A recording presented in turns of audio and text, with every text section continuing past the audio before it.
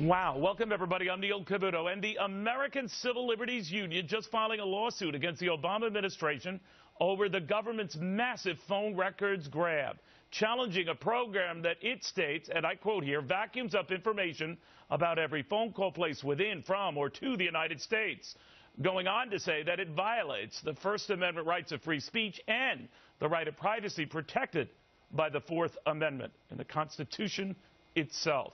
To the ACLU's Alexander Abdo with this just breaking news. Why did you do this? Neil, thanks for having me. The government should be able to surveil people when it has reason to do so, but it shouldn't be indiscriminately sweeping up the communications of millions of innocent Americans. We learned last week of a sweeping program of surveillance. The ACLU is a customer of Verizon Business and has been targeted under this law, and it's simply unconstitutional and un-American. All right, when the ACLU went after President Bush for wiretapping, and by extension the same argument holds on this administration for snooping, that argument being what? Well, the government's argument for snooping has always been that it sometimes has a reason to suspect people of wrongdoing. The problem is when the government goes beyond that reason, when it tries to amass as much information as possible. We've now grown the biggest haystack in the history of the intelligence community's work, but there's no proof that we're any closer to finding the needle. Do you get a sense, though, that this argument, and you're right, through Republican and Democratic administrations, it is a familiar one, maybe for all I know a justifiable one, that we have your interest at heart when we start rifling through records, that this is for your good and keeping you alive? The ACLU then appears to be saying, here's where we draw the line when it gets so big and indiscriminate? That's exactly right. The Constitution imposes real limits on the government. The Constitution allows the government to pursue terrorists, to pursue those who break the law, but it doesn't allow the government to sweep up everyone's communications in the way it has been doing. And for 200 years, our government has been able to keep us safe, staying true to those values. There's no reason we need to sacrifice those values now.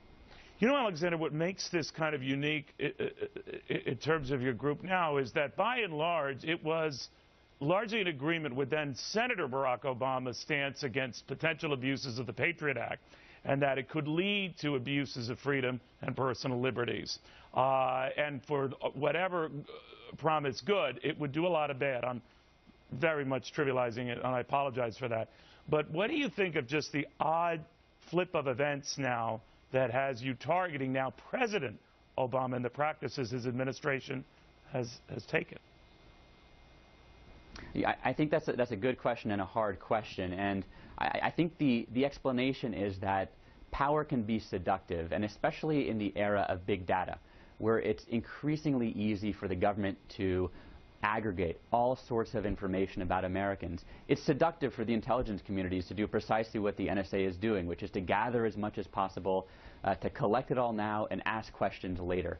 And so it's understandable that the government is trying to do this, but it's simply not constitutional. So, Alexander, let me ask you one final question. Apparently the germ for this sweeping NSA action, collecting over 115 million Verizon phone records, was post the Boston terror incident, I believe middle of April, and that they then got a court order, were told a court order, to have Verizon hand over those records just to make sure, as they tried to cross-reference databases and names, that this was not part of a larger plot, or to find indications of a potential larger plot, so that they argue the greater good was involved here.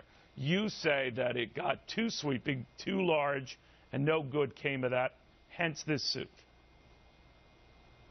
Well, the best reports now are that the order that we saw last week has absolutely nothing to do with the Boston bombing. The government has apparently been getting these orders for the last 7 years. Yeah, but I believe it got so big post-Boston. But you're quite right. This was a common request, but that it got very big, using that as the motive.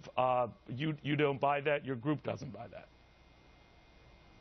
Well, I think the broader point, whether or not that's true, is that the government has plenty of tools at its disposal if it wants to target a particular number. If, for example, they had the numbers of the two brothers who were accused of the Boston bombing, they can pretty easily search their records for those numbers. They can search the records of telephone companies to see whether they're connected with other potential terrorist plots. But what they don't need to accomplish that end is access, for example, to the ACLU's records, to the records of Fox News, to the records of the countless viewers at home who are innocent of any wrongdoing. Their records just aren't relevant to terrorist investigations. Alexander, thank you very, very much. We appreciate your coming here.